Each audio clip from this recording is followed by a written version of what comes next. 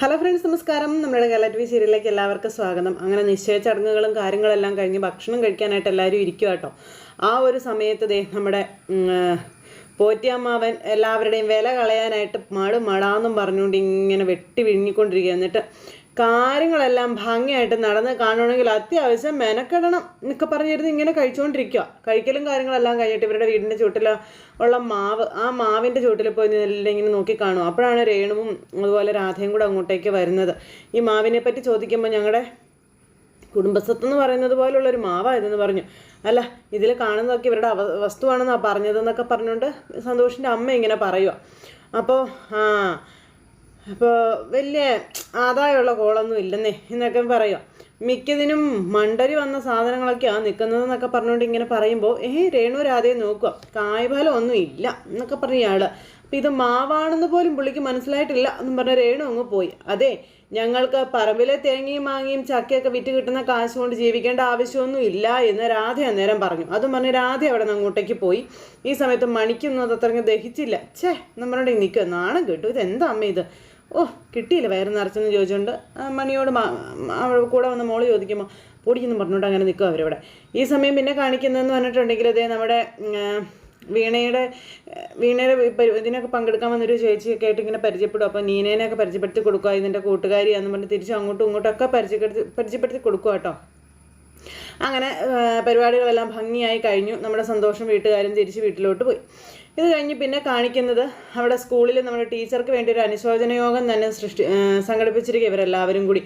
അങ്ങനെ അനുശോചന യോഗം സ്കൂളിൽ സംഘടിപ്പിച്ച് നമ്മുടെ വീണയുണ്ട്, എല്ലാവരും ഉണ്ട്. എല്ലാവരും ഇങ്ങനെ ടീച്ചറമ്മയ്ക്ക് വേണ്ടി സംസാരിച്ചുകൊണ്ടിരിക്കുന്ന ഈ ഒരു സമയത്ത് വരുന്നു ആ യമണ്ടൻ ടെസ്റ്റുമായിട്ട് നമ്മുടെ ടീച്ചറമ്മ ഇങ്ങനെ പതുക്കെ നടന്ന് വരും. അപ്പോൾ ടീച്ചറമ്മ സ്കൂളിലുണ്ടായിരുന്ന സമയത്ത് ചെയ്ത കാര്യങ്ങൾ, ടീച്ചറമ്മ എന്ന് പറയുന്ന വ്യക്തിയോടുള്ള സ്നേഹം, അതെല്ലാം ഇവർ പരസ്പരം അങ്ങോട്ടും ഇങ്ങോട്ടും പങ്കുവെച്ചുകൊണ്ടിരിക്കുന്ന ഈ ഒരു സമയത്ത് നമ്മുടെ ടീച്ചറമ്മ അതുവഴി വന്നു. ഇത് കാണാനിടയായി. അപ്പോൾ അതെല്ലാം വായിച്ചു കഴിഞ്ഞപ്പോഴത്തേക്കും ടീച്ചർ തകർന്നു പോയിട്ടോ. അപ്പോൾ അമ്മയെപ്പറ്റി പറയുന്നതെല്ലാം കേട്ട് വീണ ഇങ്ങനെ നിറകണ്ണുകളോടെ അവിടെ അങ്ങനെ ഇരിക്കുക.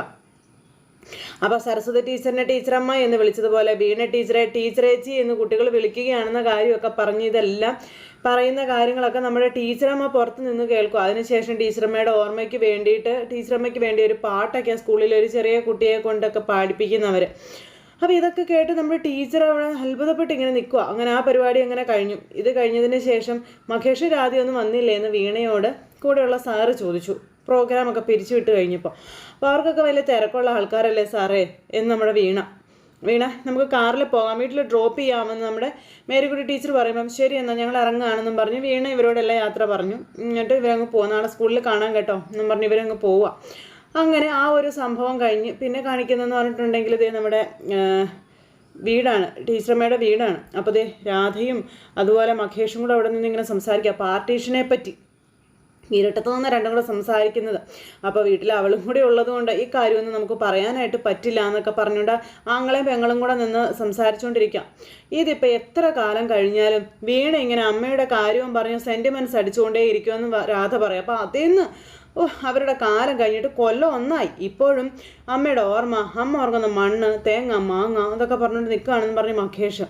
അതെ, എനിക്കാണെങ്കിൽ ഇപ്പോൾ കാശിന് നല്ല ടൈറ്റായിട്ട് ഇരിക്കുക. പാർട്ടീഷൻ വെച്ചിരുന്നെങ്കിൽ അതിൻ്റെ പ്രമാണം വെച്ച് കുറച്ച് കാശെടുക്കാമായിരുന്നു എന്നൊക്കെ പറഞ്ഞ് ഇവരിങ്ങനെ സംസാരിച്ചുകൊണ്ട് നിൽക്കുമ്പോൾ വീട്ടുമുറ്റത്തേക്ക് നമ്മുടെ അമ്മ വരുന്നു.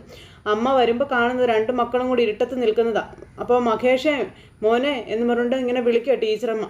ഈ സമയത്ത് ഈ ഒച്ച കേട്ടായിരുന്നോ എന്ന് രാധ ചോദിച്ചു കേട്ടോ. അതെ, ഞാനൊരു ഒച്ച പോലെ കേട്ടു. അപ്പോൾ മോനെ എന്ന് പറഞ്ഞുകൊണ്ട് വിളിക്കുക. അപ്പോൾ ചേച്ചി അവിടെ നോക്കിയ ചേച്ചി മോളെ രാധയെന്ന് ചേച്ചി വിളിച്ചതെന്ന് പറഞ്ഞുകൊണ്ട് മഹേഷ് ഇങ്ങനെ കിടന്ന് കറങ്ങും. ഇവരെ ഇങ്ങനെ കറങ്ങി ഇങ്ങനെ നിൽക്കുക. ഈ സമയത്ത് എടാ നിൻ്റെ പിന്നിൽ അമ്മ എന്നത് രാധ പറയുമ്പോൾ എൻ്റെ പിന്നിലോ എന്നും പറഞ്ഞുകൊണ്ട് മഹേഷ് ഇങ്ങനെ പേടിച്ച് രണ്ടുപേരും കൂടെ നോക്കുമ്പോൾ അമ്മ നിൽക്കുന്നു. അമ്മയെ കണ്ടപ്പോഴത്തേക്കും ഇവർ പ്രേതമാണെന്നല്ല വിചാരിക്കുന്നത്. അമ്മയോ എന്നും പറഞ്ഞുകൊണ്ട് കാറിക്കൊണ്ട് ഓടുക. അപ്പോഴേക്കും നമ്മുടെ അമ്മ അങ്ങോട്ടേക്ക് വന്നു. അമ്മേ എന്നിട്ട് മൃത്യുഞ്ജയത്തിനുള്ള ഒരു ശ്ലോകമൊക്കെ ചൊല്ലിക്കൊണ്ട് നമ്മുടെ മഹേഷ് ഇങ്ങനെ പുറകോട്ട് പോവുക. ആ സമയത്ത് നമ്മുടെ അമ്മ ഇങ്ങനെ മോനെന്ന് വിളിച്ചുകൊണ്ട് ഇങ്ങനെ വരും ടീച്ചറമ്മ. അങ്ങനെ ടീച്ചറമ്മ ഇന്നായിരുന്നു അമ്മയുടെ ആണ്ട്, അമ്മ വന്നതാന്ന് പറഞ്ഞ് മഹേഷ് കിടന്ന് ഇങ്ങനെ ആക്കുക. അപ്പം അനുസ്മരണം അവിടെ ഞാൻ കണ്ടു എന്നൊക്കെ ഇങ്ങനെ നമ്മുടെ അമ്മ പറയുന്നു. എന്ന് പറഞ്ഞ് നിൽക്കുക. മഹേഷ് എടാ മോനെ ഞാൻ മരിച്ചിട്ടില്ലടാ എന്നും പറഞ്ഞുകൊണ്ട് അമ്മ പറയുമ്പോൾ അപ്പം ഞങ്ങളിവിടെ കൊണ്ട് അടക്കിയത് ആരെയാണെന്ന് മഹേഷ് അമ്മയോട് ചോദിച്ചു.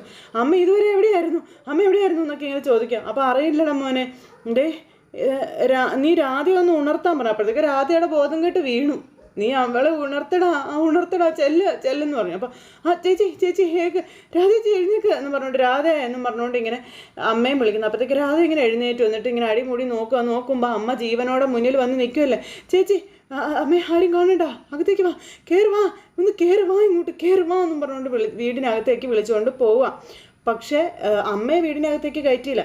എടാ എന്നെ ഒന്ന് പിടിക്കടാ എന്നും പറഞ്ഞുകൊണ്ട് ഇങ്ങനെ നമ്മുടെ അമ്മ അപ്പോഴേക്കും കളിച്ചോണ്ട് നിൽക്കുന്ന ഇങ്ങോട്ട് വാ, ഇങ്ങോട്ട് മിണ്ടില്ല ഒച്ച വെക്കില്ലേ എന്നും പറഞ്ഞുകൊണ്ട് മഹേഷ് ഇങ്ങനെ അമ്മയെ വായും പൊത്തി പെരക്കകത്തേക്ക് കൊണ്ടുപോയി രാധയും കൂടെ ചേർന്ന്. എന്നിട്ട് മുറിക്കകത്ത് ഇങ്ങനെ കൊണ്ടുവന്നെങ്കിൽ അപ്പോഴത്തേക്ക് അമ്മ ഇങ്ങനെ വീഴാൻ പോകുന്നു. അപ്പോൾ അമ്മ ഒച്ച ഉണ്ടാക്കില്ലേ എന്നും പറഞ്ഞുകൊണ്ട് രാധയും. അപ്പോഴേക്കും നിങ്ങൾ ഇനി എങ്ങനെ പിടിച്ച് വലിക്കല്ലേ മഹേഷ് എന്ന് അമ്മ. അപ്പോൾ ഒച്ച ഉണ്ടാക്കല്ലേ, ആൾക്കാരൊക്കെ എഴുന്നേക്കാമെന്ന് മിണ്ടായിരിക്കാമെന്ന് പറഞ്ഞുകൊണ്ട് മഹേഷൊക്കെ. അപ്പോൾ അമ്മ ഇങ്ങോട്ട് വന്നേ, അമ്മ ഇങ്ങോട്ട് വാ, അമ്മ അടുക്കളയിൽ പോയിരിക്കാം, അമ്മ എന്ന് പറഞ്ഞുകൊണ്ട് ഇങ്ങനെ പറഞ്ഞു. അപ്പോൾ കുറച്ച് വെള്ളം താടാന്ന്. അപ്പോൾ അതൊക്കെ തരാം, അമ്മ ഇങ്ങോട്ട് വാ ഇങ്ങോട്ടെന്ന് പറഞ്ഞുകൊണ്ട് മഹേഷ് അമ്മയെ പിടിച്ച് വലിച്ചുകൊണ്ട് പോവാ രാധയും കൂടെ ചേർന്ന്. അങ്ങനെ നമ്മുടെ ടീച്ചറമ്മ എത്തിയത് ആരും അറിഞ്ഞിട്ടില്ല. ചെവി അറിയാതെ അമ്മയെ നൈസായിട്ട് ഒഴിവാക്കാനുള്ള പരിപാടി എങ്ങാണ്ടാണ് മഹേഷും അതുപോലെ മൂത്ത മകളും കൂടെ കാണിക്കുന്നത്. അപ്പോൾ അങ്ങനെ ആ ഒരു സിറ്റുവേഷനും കാര്യങ്ങളും കാണിച്ചുകൊണ്ടാണ് ഇന്നത്തെ നമ്മുടെ കഥ വന്നിട്ടുള്ളത്. അപ്പോൾ ആരും തന്നെ മിസ് ചെയ്ത് കളയാതെ എല്ലാവരും കാത്തിരുന്ന് കാണണേ. ഇന്നെന്തായാലും വീഡിയോ കുറേ താമസിച്ചു പോയി. അപ്പോൾ എല്ലാവരോടും അതിനെ ക്ഷമ ചോദിച്ചുകൊണ്ട് വീണ്ടും കാണാമെന്നുള്ള ശുഭപ്രതീക്ഷയോടുകൂടി നിർത്തുന്നു. ടാറ്റാ.